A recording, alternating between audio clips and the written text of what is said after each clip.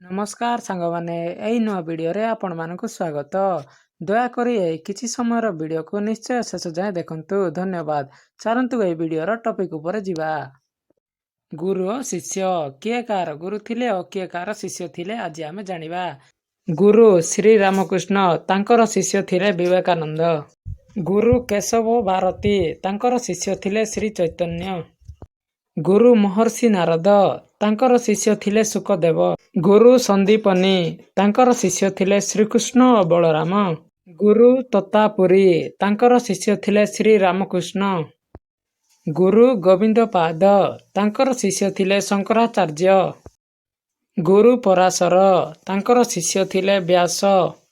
ଗୁରୁ ମହର୍ଷି ବଶିଷ୍ଠ, ତାଙ୍କର ଶିଷ୍ୟ ଥିଲେ ଶ୍ରୀରାମଚନ୍ଦ୍ର। ଯଦି ଏଇ କିଛି ସମୟର ଭିଡ଼ିଓଟି ଆପଣମାନଙ୍କୁ ଭଲ ଲାଗିଥାଏ ତେବେ ଏହି ଚ୍ୟାନେଲକୁ ଲାଇକ୍, ସେୟାର ଆଣ୍ଡ ସବସ୍କ୍ରାଇବ୍ କରନ୍ତୁ। ଧନ୍ୟବାଦ।